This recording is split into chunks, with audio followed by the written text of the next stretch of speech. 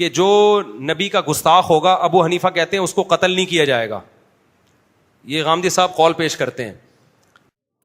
حدیث نمبر 37301 حضرت برا سے روایت ہے کہ نبی صلی اللہ علیہ وسلم نے انہیں اس آدمی کی طرف بھیجا جس نے اپنے والد کی بیوی سے نکاح کیا تھا.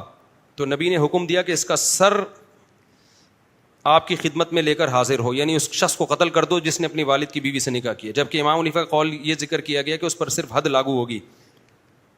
مجھے نہیں پتا اس بارے میں امام حنیفہ کا قول کیا ہے. تو حدیث میں جو قتل کرنے کا حکم ہے نا, یہ تعزیری حکم ہے, تعزیری. اگر حاکم یہ سمجھتا ہے کہ یہ جرم سوسائٹی میں پھیل رہا ہے تو تعزیری طور پر حاکم قتل کر سکتا ہے. چور کو بھی قتل کر سکتا ہے. حاکم کو یہ بھی اجازت ہے کہ ایک آدمی بار بار چوریاں کر رہا ہے, لوگوں کے لیے عذاب جان بن گیا ہے, تو فساد فی الارض کا جو بھی مرتکب ہوگا تو حاکم کو یہ اجازت ہے اس کو قتل کر دیا جائے. تو امام ابو حنیفہ تعزیری قتل کے مخالف نہیں ہے, ایک لا کے طور پہ قتل نہیں, یعنی قانون کا مطلب ہوتا ہے کہ لازمی نہیں ہے یہ, کیونکہ قتل جن چیزوں پر ہے وہ حدیث میں آتا ہے جو یقینی قتل ہے. ایک قصاصاً کہ کسی نے کسی کو قتل کر دیا ہو, یا شادی شدہ نے زنا کیا ہو, یا کوئی مرتد ہو گیا ہو. تو 4 چیزیں ہیں, چوتھی میرے ذہن سے اس وقت نکل گئی ہے. یا فساد فی الارض ہے, ہاں زمین میں فساد مچا رہا ہو, تو فساد مچا رہا ہے کہ نہیں مچا رہا, اس میں بادشاہ کی رائے کا اعتبار ہوگا, حاکم کی رائے کا اعتبار ہوگا. تو جو بھی فساد مچا رہا ہے, تو اگر کوئی حاکم یہ سمجھتا ہے کہ اس طرح محرم سے نکاح کرنا یہ فساد ہے تو وہ کر دے قتل. اس کی مثال ایسے جیسے نبی صلی اللہ علیہ وسلم کی توہین جن لوگوں نے نبی کے دور میں کی ان کو قتل بھی کیا گیا, ان کو معاف بھی کیا گیا. تو اسی وجہ سے امام ابو حنیفہ کا قول غامدی صاحب اکثر یہ پیش کرتے ہیں کہ جو نبی کا گستاخ ہوگا ابو حنیفہ کہتے ہیں اس کو قتل نہیں کیا جائے گا. یہ غامدی صاحب قول پیش کرتے ہیں, اور بھی لوگ پیش کرتے ہیں. دیکھو ابو حنیفہ تو کہہ رہے ہیں اس کو قتل نہیں کیا جائے گا, اور پاکستان میں قانون کیا ہے, توہین رسالت کے مرتکب کی سزا قتل ہے. تو یہ تو خود ابو حنیفہ جو جس کو یہ لوگ فالو کرتے ہیں اس کے خلاف ہے. تو ہم غامدی صاحب سے یہ کہتے ہیں کہ پہلی بات تو آج آپ کو ابو حنیفہ یاد کیوں آ رہے ہیں, آپ تو فقہا کو لفٹ ہی نہیں کراتے بالکل بھی. تو وہ جواب میں کہتے ہیں میں ویسے ہی تائید کے لیے پیش کر رہا ہوں, تو تائید کے لیے بھی پیش نہ کریں, آپ پہ بالکل بھی اچھا لگتا نہیں. دوسری بات یہ کہ امام ابو حنیفہ نے جو یہ جو کہا ہے نا کہ توہین رسالت کے مرتکب کی سزا قتل نہیں ہے, مطلب ہی بطور حد کے قتل نہیں ہے, حکومت پر لازم نہیں ہے کہ قتل کرے وہ, بلکہ کیا ہے کہ وہ بھی مجرموں کی طرح ایک مجرم ہے, اس کو قتل بھی کیا جا سکتا ہے, چھوڑا بھی جا سکتا ہے. اب یہ حاکم فیصلہ کرے گا, یہ علماء فیصلہ کریں گے کہ اس زمانے کے لحاظ سے سوٹیبل کیا ہے اس کے لیے. تو اگر آپ اس پہ آتے ہو تو ابو حنیفہ بھی ہوتے, وہ کہتے ہیں اس زمانے کے لحاظ سے یہی ہے کہ اس کو قتل کیا جائے, کیونکہ نہیں کیا جائے گا تو اتنا زیادہ توہین کے مرتکب, کیونکہ اس زمانے میں نہ میڈیا اتنا آزاد تھا اور نہ اتنی زیادہ بڑے لیول پہ اسلام دشمنی تھی. تو ہم تو اپنے پیغمبر صلی اللہ علیہ وسلم کی عزت کی حفاظت کر ہی نہیں سکیں گے. تو سیاستاً اس کو قتل کرنے کے امام ابو حنیفہ خلاف نہیں ہے. سمجھتے ہو کہ نہیں سمجھتے ہو, سیاستاً قتل کرنے کے خلاف نہیں ہے. جبکہ ہم نے جو قانون بنایا وہ کیا سیاستاً اس کو قتل کیا جائے گا, اس کو تو امام حنیفہ بھی قائل ہیں. ایک قتل ہوتا ہے نا یقینی, جیسے شادی شدہ آدمی زنا کرتا ہے تو 4 گواہوں سے ثابت ہو جائے تو گورنمنٹ کے پاس آپشن نہیں ہے اس کو چھوڑنے کا. تو اسی طرح جو توہین رسالت کا مرتکب ہوگا تو گورنمنٹ کے پاس آپشن ہے, چھوڑ بھی سکتی ہے, قتل بھی کر سکتی ہے. لیکن گورنمنٹ کو چاہیے ایک آپشن اختیار کرے, وہ قانون کا حصہ بنائے. تو قانون کا حصہ جب بنائے گی تو گراؤنڈ ریئلٹی کو دیکھ کر بنایا جائے گا. تو اس میں امام حنیفہ بھی اگر ہوتے وہ یہی کہتے کہ قتل کیا جائے اس کو, کیونکہ نبی سے قتل بھی تو ثابت ہے نا. آپ چھوڑنے والی حدیثیں لے رہے ہو, قتل والی حدیثیں چھوڑ رہے ہو. تو نبی نے جہاں گراؤنڈ ریئلٹی یا جہاں سوٹیبل یہ تھا چھوڑ دیا جائے تو وہاں چھوڑ دیا آپ نے, جہاں سوٹیبل یہ تھا کہ قتل کیا جائے وہاں آپ نے کیا کیا ہے, قتل. تو جب قانون سازی ہوگی تو وہ تمام پہلوؤں کو سامنے رکھ کے ہوگی. تو وہ یہی ہے کہ توہین رسالت کے مرتکب کو اس زمانے میں اگر قانون یہ بن دیا کہ چھوڑ دیا جائے تو وہ تو آپ دیکھو ہر گلی محلے میں پیغمبر صلی اللہ علیہ وسلم کے خاکے بنیں گے, اتنا بائیکاٹ کر کے بن رہے ہوتے ہیں. تو جب ان کو چھوڑ دیا جائے گا پھر کیا ہوگا, پھر آپ دیکھو کیا ہوگا. تو وہ ابو حنیفہ کی بات کو لوگ غلط لے کے جاتے ہیں. گھوڑے کا گوشت, اسما بنت ابی بکر سے, گھوڑے کے گوشت کے جائز ہونے کی بہت سارے دلائل ہیں. تو ہم حرام نہیں کہتے گھوڑے کے گوشت کو, مکروہ اور ناپسندیدہ کہتے ہیں, کیونکہ حدیث میں جواز بھی ثابت ہے. اس پہ ایک تفصیلی فتویٰ ہم نے لکھا ہے پورا مدلل کر کے, وہ کسی وقت میں سنا دوں گا پڑھ کے. تو مکروہ کہتے ہیں. مکروہ اس لیے کہتے ہیں کہ قرآن میں اللہ نے, دیکھو ایک صرف حدیثوں کو نہیں دیکھا جاتا, دوسری طرف حدیثوں کو بھی دیکھا جاتا ہے. قرآن میں اللہ تعالیٰ نے کیا فرمایا کہ اللہ نے سورہ نحل میں نا وہ جانور جن کا گوشت کھایا جاتا ہے ان کو نعمت کے طور پہ اللہ نے بیان کیا, جو چوپائے ہیں, گائے, بکرے وغیرہ. پھر آگے اللہ نے فرمایا والخیل والبغال والحمیر لترکبوها, گھوڑا, خچر اور گدھا اللہ نے پیدا کیا تاکہ تم ان پر سوار ہو. تو کھانے والے جانوروں کا اللہ نے سورہ نحل میں الگ ذکر کیا, اس میں گھوڑے کا ذکر نہیں ہے, اور سوار ہونے والے جانوروں کا اللہ نے الگ ذکر کیا کہ اللہ نے ان جانوروں کو تمہارے لیے سواری بنایا ہے. تو یہ اس آیت سے پتہ چلتا ہے گھوڑا اصل وضع کے اعتبار سے کھانے والا جانور نہیں ہے. تبھی نہ بقرعید میں گھوڑا کاٹنے کا حکم ہے, نہ ولیموں میں گھوڑا کاٹنے کا حکم ہے, نہ مسلم سوسائٹی میں کبھی بھی ایسا نہیں ہوا کہ جیسے گائے بکرے کا گوشت قصائیوں کی دکانوں پہ لٹکا ہوتا ہے تو گھوڑے کا گوشت لٹکا ہوا. لیکن دوسری طرف چونکہ حدیث میں جائز بھی ہے, یعنی کھانا ثابت بھی ہے, تو اس لیے بیچ کا قول کیا ہے, اعتدال والا قول کیا ہے کہ ناپسندیدہ ہے.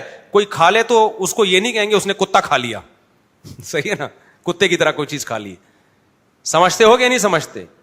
تو اس لیے احتیاط اسی میں کہ نہ کھائیں, اگر کوئی کھا رہا ہے تو ہم اس پہ بھی رد نہیں کرتے.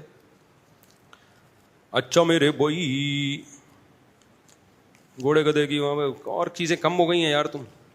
دوسرا, گھوڑے کو کراہت اس لیے بھی ہے کھانا کہ وہ آلائے جہاد ہے. وہ کیا ہے؟ آلائے جہاد.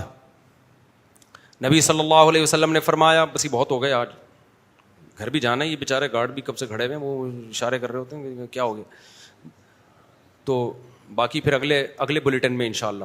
نبی صلی اللہ علیہ وسلم نے فرمایا الخیل معقود فی نواصیھا الخیر الی یوم القیامہ, گھوڑے کی پیشانی میں اللہ نے قیامت تک کے لیے خیر رکھ دی ہے. تمام محدثین کا اتفاق ہے کہ اس خیر سے مراد ہے مال غنیمت اور اجر اور ثواب. آج بھی گھوڑا ہر دنیا کی فوج استعمال کرتی ہے. اس سے یہ بھی معجزات میں شامل کیا گیا اس حدیث کو. نبی نے فرمایا گھوڑے سے قیامت تک جہاد ہوتا رہے گا.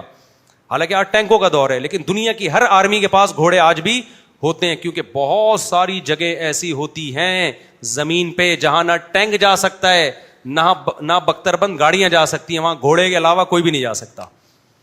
تو اس لیے نبی نے فرمایا گھوڑے میں اللہ نے قیامت تک کے لیے جہاد رکھ دیا ہے.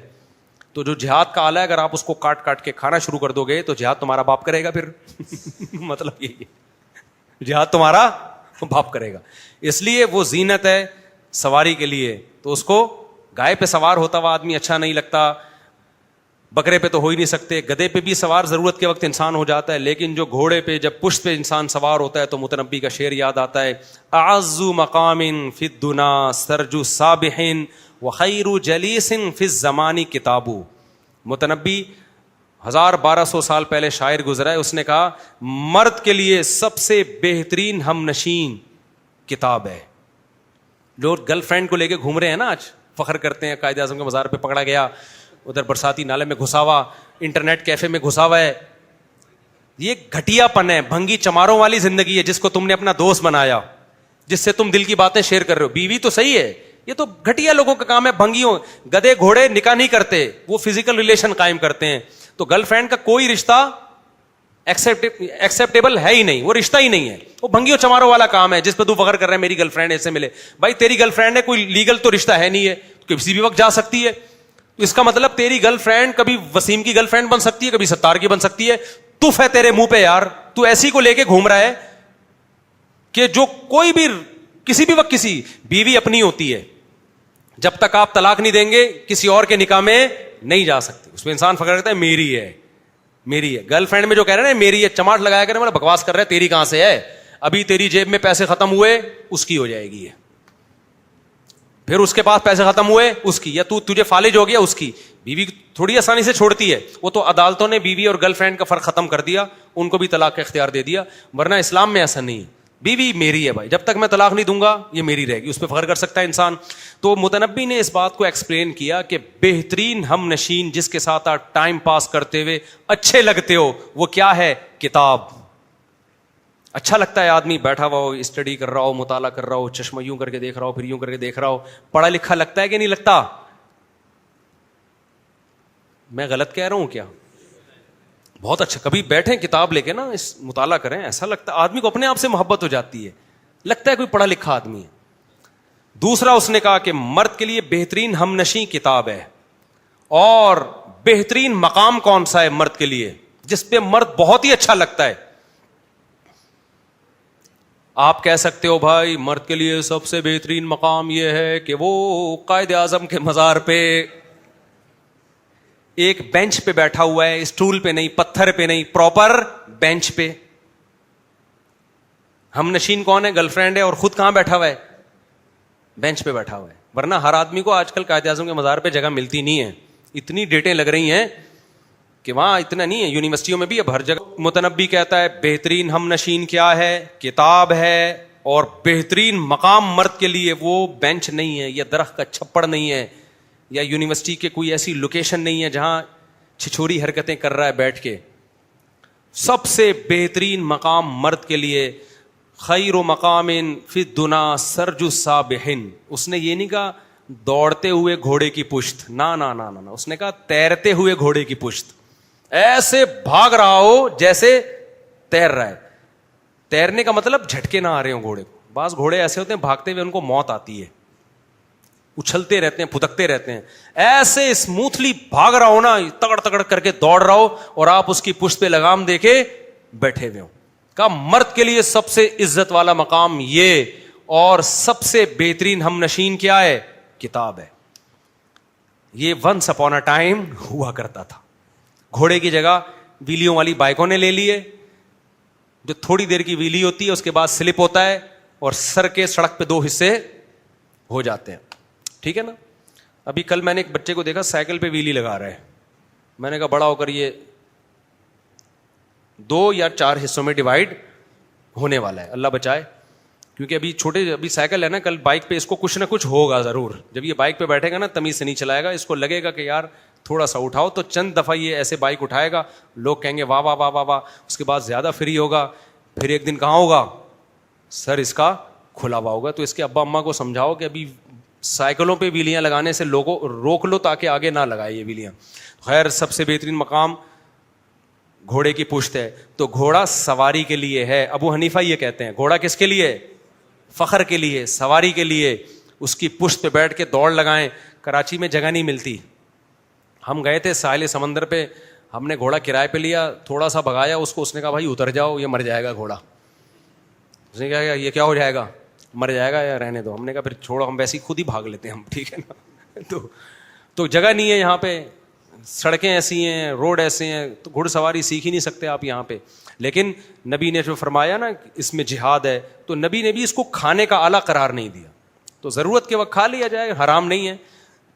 لیکن نارملی جو چیزیں کھا رہے ہیں نا کائنڈلی وہی کھاتے رہیں. بکرا کھایا کریں، گائے کھایا کریں، بھینس کا گوشت کھایا کریں، مرغی کھایا کریں، اور بھی باقی دال روٹی کھا لیا کریں. گھوڑوں پہ فی الحال نہ آئیں آپ. ٹھیک ہے نا. کیونکہ گھوڑے سے آگے پھر گدھا ہے، ایک اسٹیپ کے بعد کیا ہے. تو میں حرام ہونے کا فتویٰ نہیں دے رہا، یہ پہلے بتا دوں، لیکن اس کو شریعت نے پروموٹ نہیں کیا ہے، پروموٹ نہیں کیا ہے. اور اسلامی کلچر میں اسی وجہ سے اس کا رواج نہیں ہے کھانے کا. اسی وجہ سے اگر اتنا شریعت نے اس کو پروموٹ کیا ہوتا تو رواج ہوتا نا کھانے کا. ہمیشہ سے لوگ کھاتے آ رہے ہوتے، تو نہیں کھاتے آ رہے. اس لیے کہ آلہ جہاد ہے، سواری کا آلہ ہے، اس پہ بیٹھیں. اس کو ویسے بھی کاٹتے ہوئے انسان کو شرم آتی ہے. ایسی چیز تھی جو بیٹھ کے آپ اس پہ فخر کرتے، اس کو ہی کاٹ کے کھا گئے آپ. أحب الوفاء بشتى الصور، أحب الوفي الأمين الأغر.